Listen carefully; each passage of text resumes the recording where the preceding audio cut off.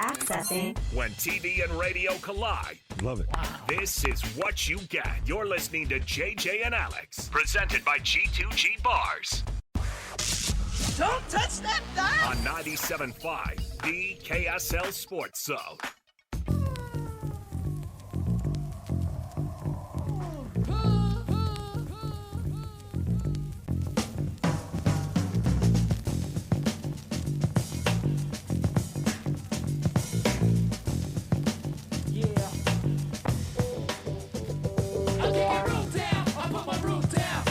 Hold on.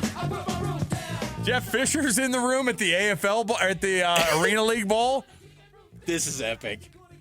This is just like a podcast. This just turned into some the Arena Bowl. Podcast. By the way, Arena Bowl 33.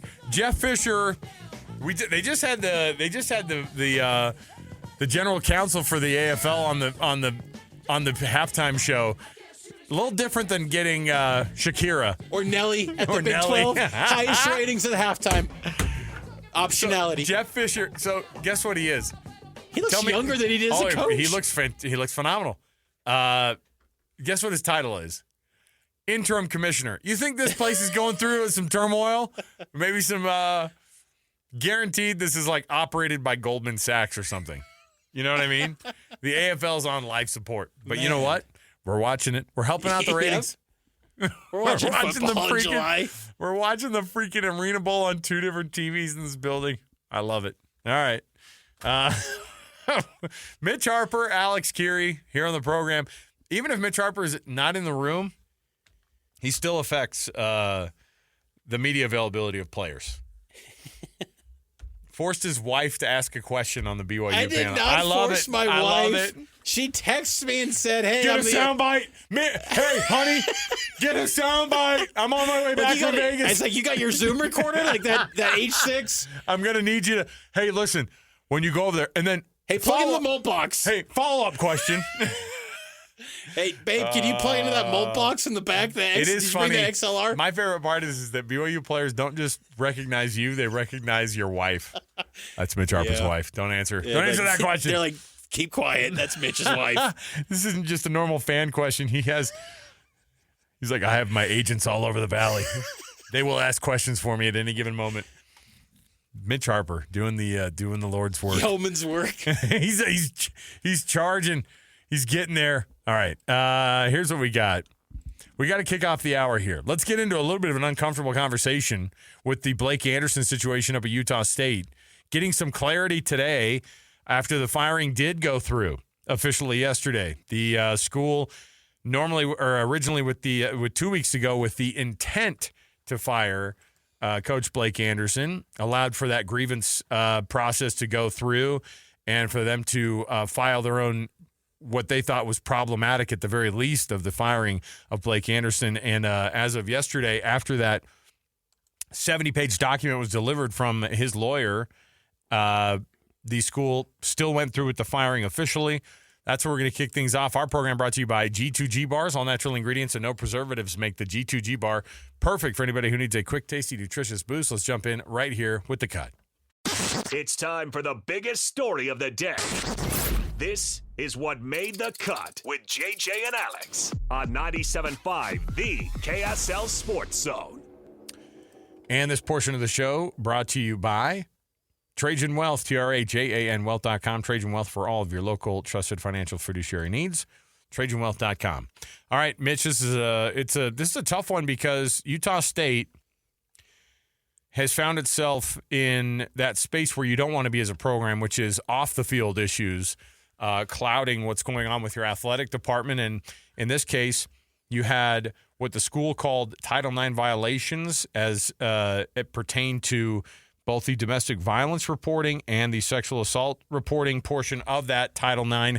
And after Blake Anderson was informed and Jerry Bovee were both informed that they had the intent of being fired, it went through after the process of being able to give that 70-page document that the lawyer for Blake Anderson gave to the school and said, here's why we think this is done in bad faith at the very least. The end of it was the school did follow through with the firing. They felt like there was enough there. And what we're finding out today is that one of the things that that led to this, according to the report, is that Blake Anderson had apparently reached out to an alleged victim and a roommate at the time, because here's what the school says. Most egregiously, you engaged in investigative efforts regarding domestic violence arrests, including meeting with and collecting written statements from the potential victim and another witness. That's what the school says. You undertook these actions following an arrest and while criminal investigation was ongoing. So an arrest had been made, apparently, of a player, and the alleged domestic abuse issue, Mitch, led to apparently after the arrest, Coach Blake Anderson personally making a phone call, what he called a, quote, fact-finding mission, which at the very least looks like that you would be trying to influence maybe a potential victim, or in this case, the victim possibly, and a witness, which was the roommate. All of this is why the school said, look, that's something you can't dip your toes into. You cannot affect the outcome of something like this. You can't be anywhere near it. And just even him having that conversation with the people involved in this process, that's what led the school to say, you know what, we feel confident in saying we got the report. The independent investigation found that this was the case, that he reached out and did have a conversation, a quote-unquote fact-finding mission, that both he and Bovee had participated in this with phone calls. And, you know, that's just not a space that a coach can live in, and that's why the school ultimately made that decision. No doubt. And, you know, obviously Blake Anderson and his camp with Tom Mars as an attorney, they have since responded, and, you know, they've noted that they felt this was a sham. This investigation, it began in August 2023.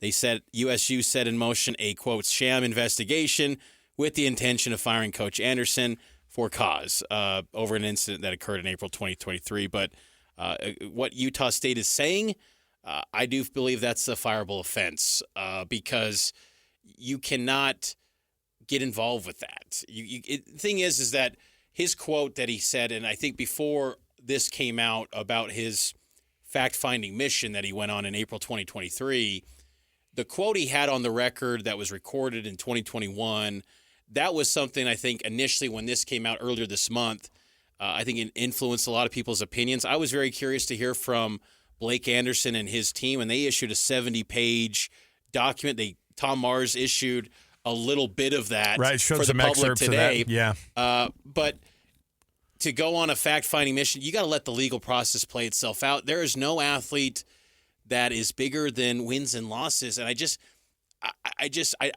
struggle to kind of wrap my mind around sometimes when, like, it's a tough deal, Alex, because you don't want to have these situations where you have, for example, like the Terrence Shannon in basketball, where he continues to play with Illinois, heralded NBA draft prospect, probably a lottery pick.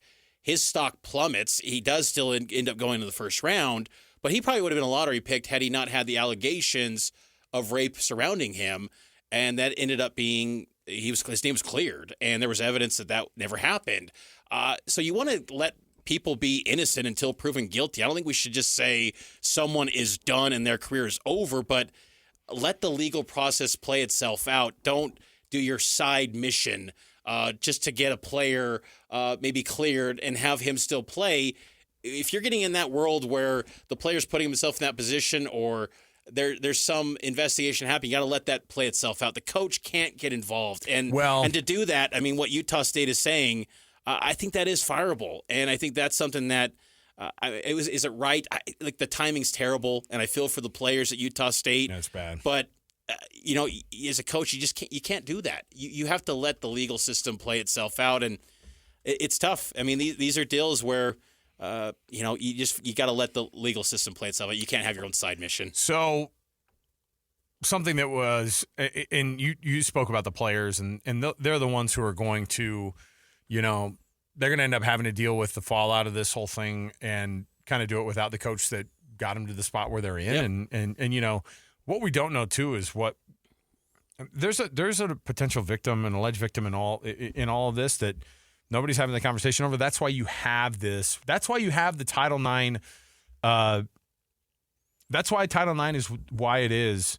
and why it's come to being is because if you lose sight, you brought it up, you said, these players, you're not bigger than the process. You know what I mean? Like, it doesn't matter who you are. You shouldn't be.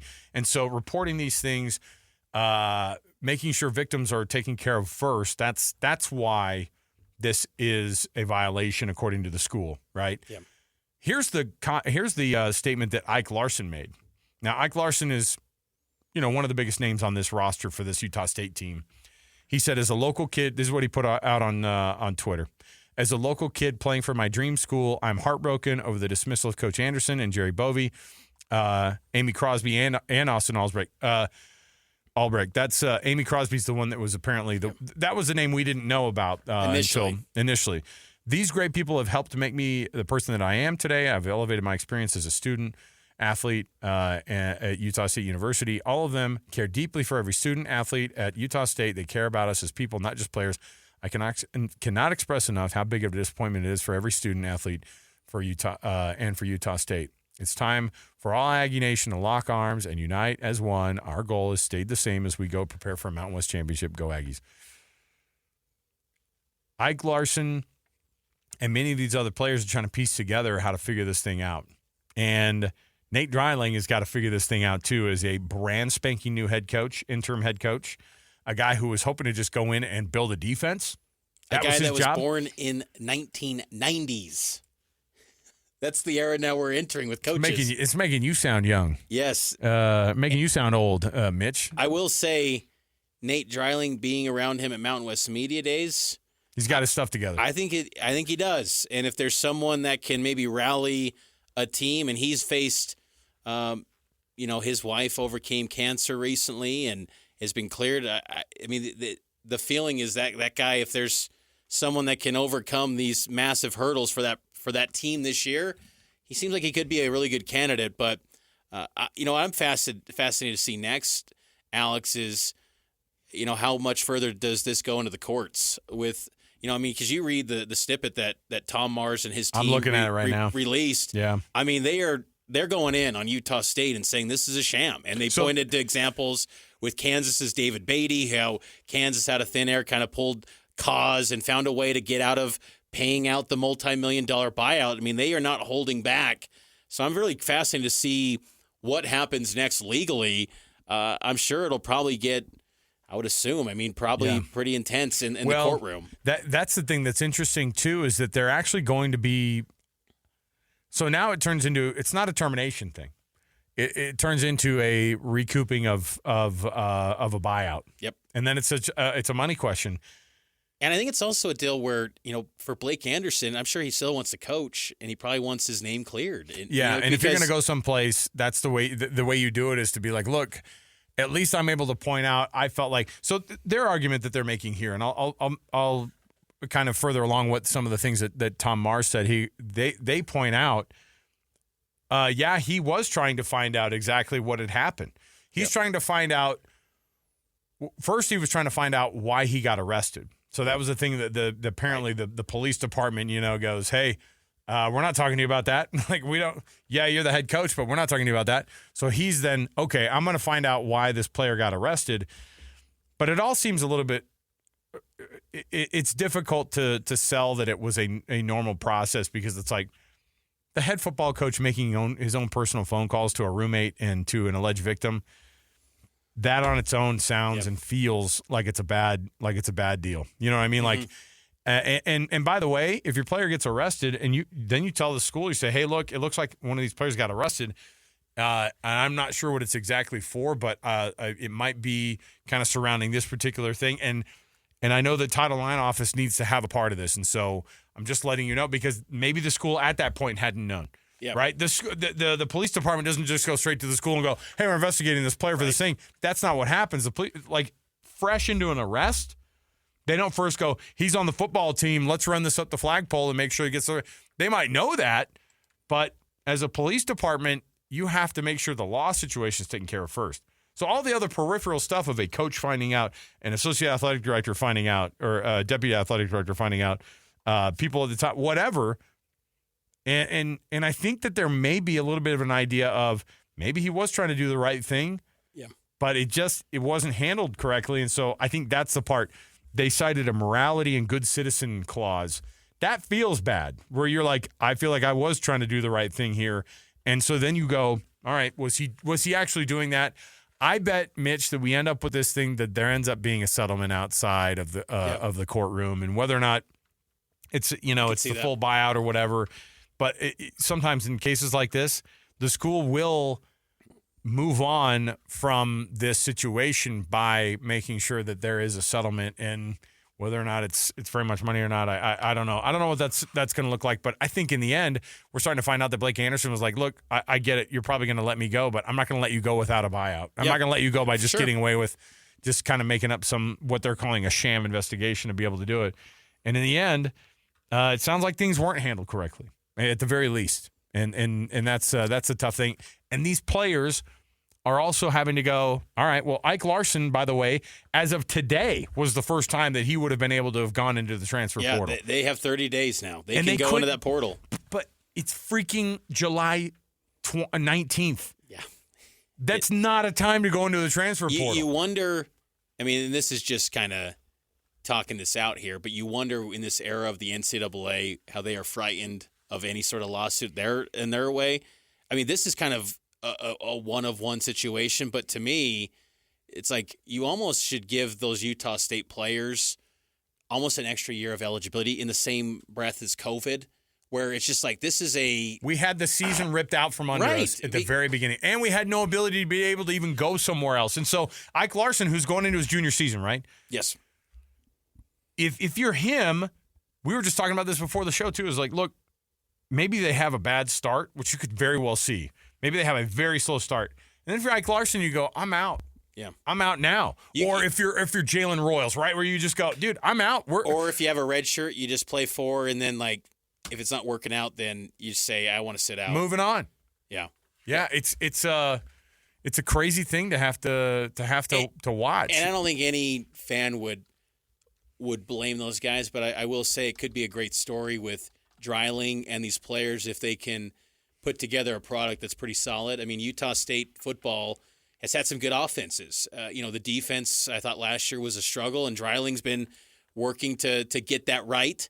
So I'm curious to see what they can become this year, but it's going to be tough. I mean, the Mountain West this year is pretty solid, and I think it's the best group of 5 league, and, it's going to be a tough schedule. And so I think that, in these sort of situations, it's hard to think of the football field, but it's just around the corner, and it's hard to not think about it because, it's a tall task in front of them. But I will say, seeing and hearing from Dreiling last week, I came away just like, I think he's doing all the right things. He's saying all the right things, but I still think, man, I hope he gets a chance to get the job legitimately because if he does have a successful year, whatever that looks like, I hope he gets a shot because he was hired by Blake Anderson. I hope that doesn't hurt his chance to actually maybe emerge as the head coach. Like, give him a real chance to be the guy if he has success, because if he does, that would be pretty special, and it can build something for the future for Utah State.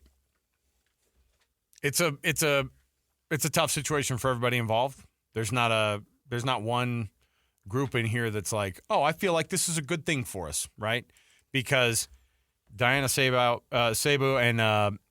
and Cantwell, the president of the university, they're both reeling about this whole thing too, because you know what it does?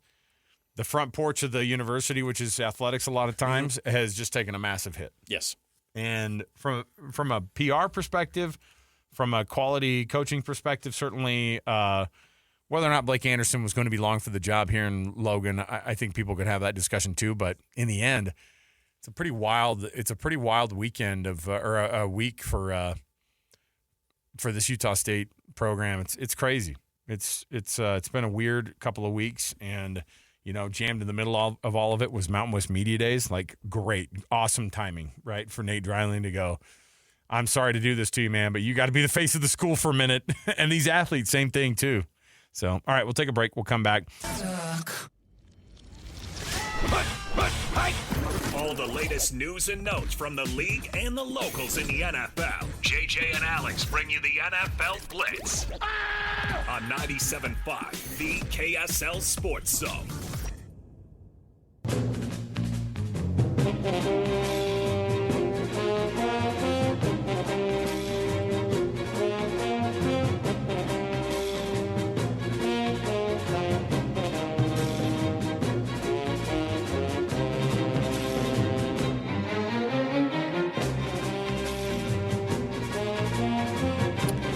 everybody, welcome back. JJ and Alex, 97.5, the KSL Sports Zone. Man, it's some wild stuff happening up in Logan. And the firing made official yesterday by Utah State of Gary Anderson, all the Andersons. We were just talking about Gary Anderson, Blake Anderson. Blake Anderson officially relieved of his duties yesterday after 2 weeks of being informed of the intent to fire by the school. Now the players are reacting, his lawyers are reacting, and it's a mess at the very least up there in Logan. So, man. But we were just talking in the break about how do you handle it? How do you go? How do you keep going? How do you figure it out? Does he get a job after this? Yeah. It's a crazy thought, but, you know, we've seen people get hired for things that they've been attached to that are much worse than this. And so people kind of go, oh, I heard he's available and he's a good quarterbacks coach. He's a good offensive coordinator. I guarantee there'll be a spot. But this thing's not over. I mean, there's going to be back and forth between the legal team and the school. There might be some civil stuff, too, going on in the background. Who knows? Not many examples of firing a coach 6 weeks before kickoff. No. They open the season August 31st, and then a week later at USC. What did we say that the Pat Fitzgerald timeline was last year? I think it was June. Yeah, it was probably July 2. Look, there are these weird one-off deals with, I think Hugh Freeze was also fired from Ole Miss back a couple years back in July 2. It does happen occasionally. I think Art Briles might have been a July firing too. But July 11th was Pat Fitzgerald. So right there. Yeah, kind of same timeline. And it worked out for Northwestern. I mean, they got made a bowl game. They beat Utah in a bowl game. Well, look, you know what? You feel like, here's the thing. Blake Anderson got hit with the this intent to interfere on the possibility of interfering on an investigation of domestic abuse or whatever. Here's what Pat Fitzgerald, it was in the independent review, it was a report that a player said that he had seen, quote, egregious and vile and inhumane behavior. That's not what you want to get tagged with either, right? I mean, you think about all the things that these coaches, but again, these players they're going to have to figure some things out. And maybe Utah State does get, more solidified as a group together after this one. We'll live in the college world for just one more moment here, because I heard this today early this morning and I thought, oh my goodness. The SEC Media Days, now going into their 14th week, have continued to churn out content. And I just imagine Paul Finebaum and Paul Finebaum's show reaching out to Lane Kiffin at SEC Media Days and being like, hey, come on with us. And he just, absolutely. And they probably didn't think much of it. Oh, it was a professional discussion, back and forth between two people who respect each other so much in their respective lines of work. Here's what Paul Finebaum and Lane Kiffin, their exchange sounded like on the Paul Finebaum show. And this was happening live, and poor Paul Finebaum had to just deal with it. You don't say poor Paul Finebaum very often, but this is definitely one of those instances. Lane Kiffin being talking to him on his show. Here's what it sounded like. Oh, yeah. When you got me fired at USC, I got myself fired at USC, but you didn't help. It's a better story if I got you fired. You really did. Because it is a true story that the athletic director and the president were on that trip. We were playing that night, and you were on College Game Day, and you had to make your big splash, and they were watching it, because I know the other person in the room that was watching it with them, and you said what a joke I was, and I'm the Miley Cyrus of college football coaching, and I should be fired, and they looked at each other, and later that night I was fired. Yeah. By the way. But hey, look what happened. I would have never gotten to work for Coach Saban. All these other things wouldn't happen, so I appreciate you for helping getting me fired. Thank you. Look at what you're doing today. You're predicted to go to the playoffs. And look at Miley Cyrus. She's had a nice comeback. So you're wrong on that. I mean, you I was- put me I down was- with that. So really, I don't really know what you're good at. Like you predicted that Coach Saban was done. That didn't happen. You basically said Miley Cyrus stinks, and I she's did. still going. Yeah. Well, anyway, it's always great to be ridiculed by Lane Kiffin.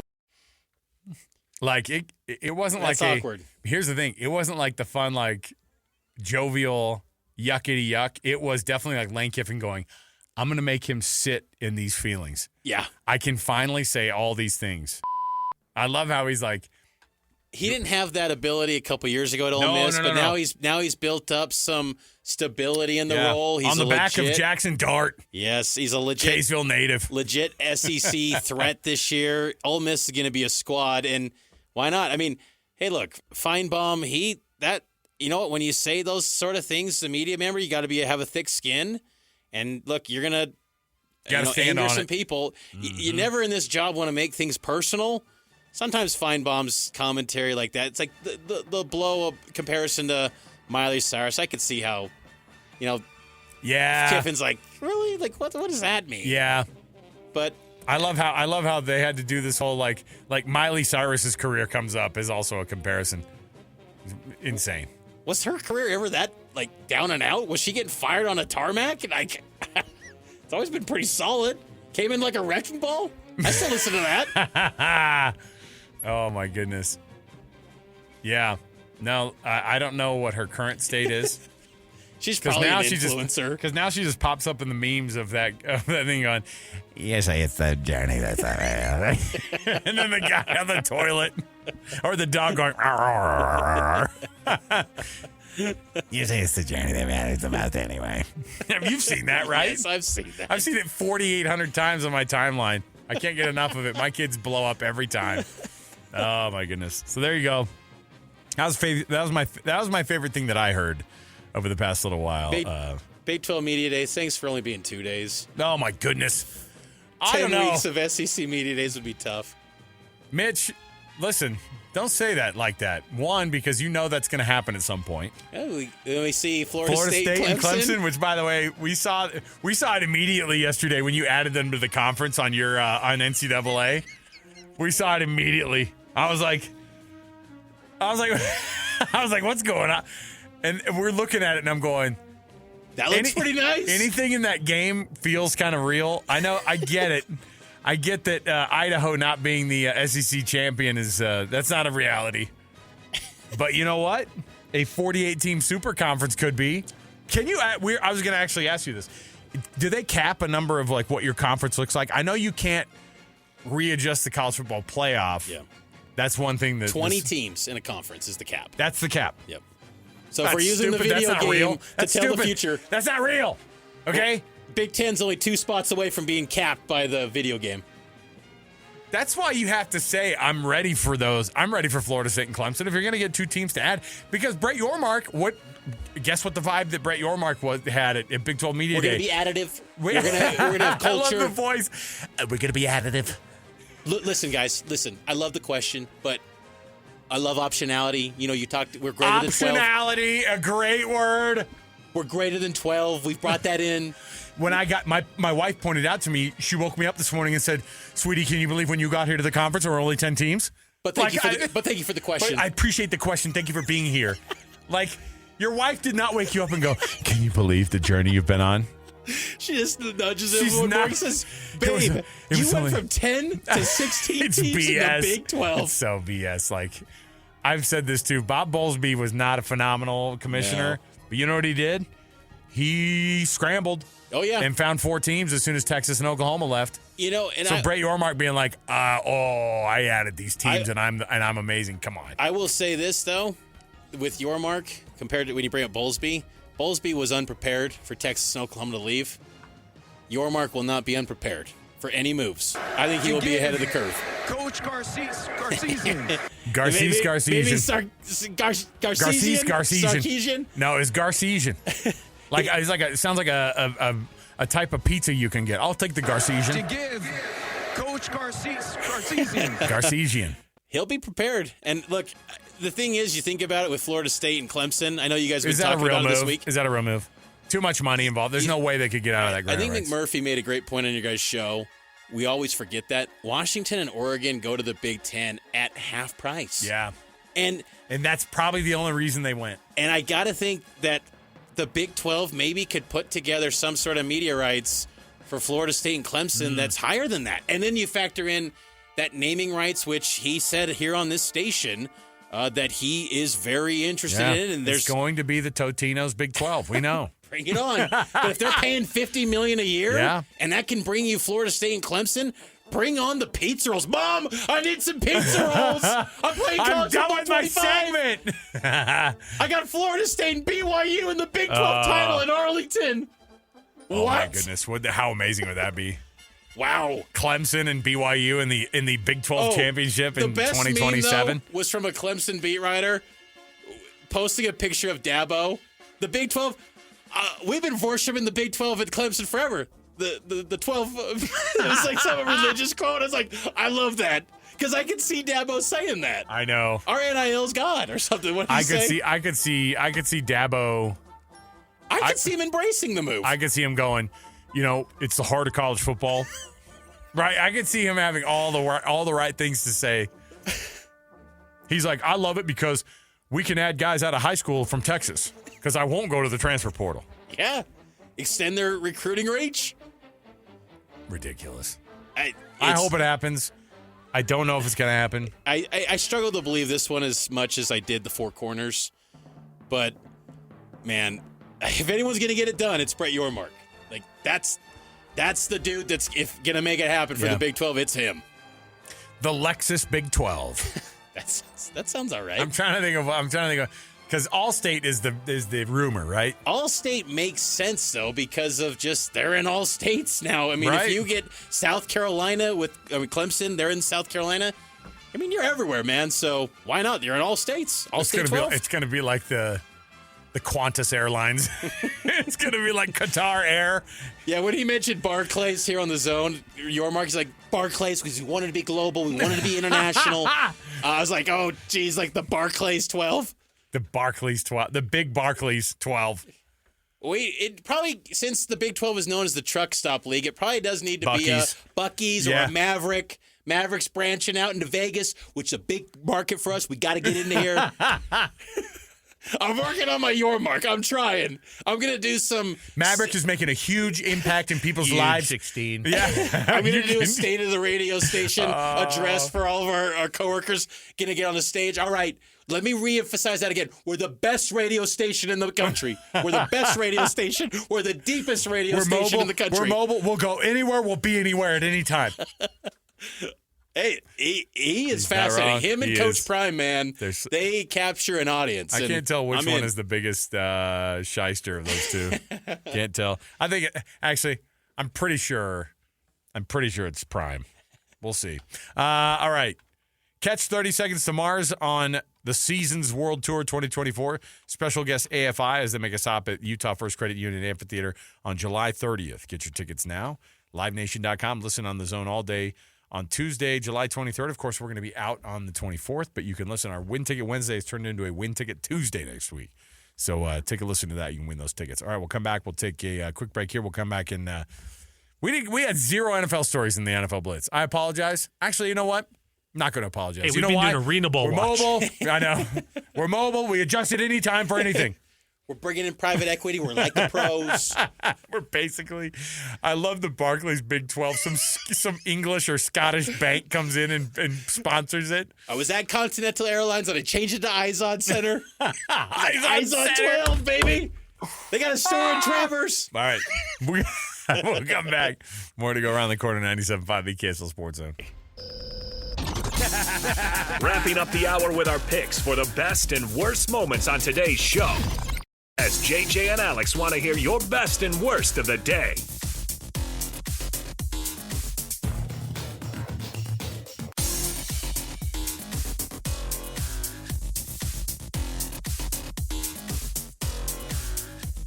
All right, everybody, welcome back. JJ and Alex, 97.5 the KSL Sports Zone. For an incredible selection of Kia, Subaru, Chevy, Jeep, Dodge, or Ram, visit the Doug Smith dealerships at American Fork and Spanish Fork. Great service starts with know-how, and nobody knows like Doug. Am I the only person that remembers that little I laugh. I chuckle because Remember I love those commercials. Remember they would sing a song. Yes. Hey, got everyone buying cars from you. Hey, Doug. It was always a Sports Beat KSL Sports Live special. Studio 5 Sports. That's what we're aiming for. That's the dream. Have a segment on Brooke Walker's show every day. It's my dream. They're all after this recipe. We're gonna get to Alex Curie, KSL 5 Sports. Or no, what was it? Studio 5 Sports. Studio 5 Sports. Oh my gosh. All right. Best and worst goes like this. We give you a best and worst. That's it.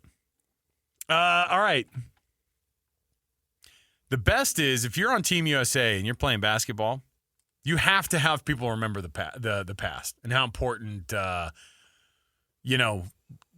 past is of USA basketball. You've got to show those players. And you know what Team USA did? They made bag tags for the players that show the prior players who wore their same number. Wow. I like that. Now, my only thing is what year was it that we blew it? Was it 2004? Was that Athens? Yeah, that was. It was Athens, right? Is that the bronze or 8th place finish? We lost to Greece or we lost to Panathinaikos. What was it? Panathinaikos? No, it was Greece and Argentina. Those were like the, I think, I'm going to say, okay, 2004 Olympics. They finished with the bronze. And they lost to Argentina, I think, on the way. Because yes. I just remember Argentina rubbing it in our faces for quite some time. Yeah, right? they lost group stage game to Lithuania, semifinal game to Argentina. Yes. Beat Lithuania again for some redemption for that bronze. Probably not a more disappointed group than you've. And by the way, guess who's on that team? AI, Stephon Marbury, Dwayne Wade, the Booze, Carlos Boozer was on that team.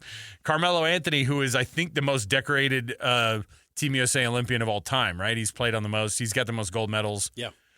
LeBron was on that team. Emeka Okafor, remember him? Wow, UConn great. Yeah, man. Sean Marion, Amari Stoudemire.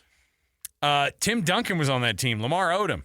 Richard Jefferson, geez. That's kind of just an average. What was Lamar Odom doing on that team? That's just an average Team USA team. That's why they ended up with bronze. I love how it's like, that's an average USA team. That is like an insane list still, though. But you know what happens?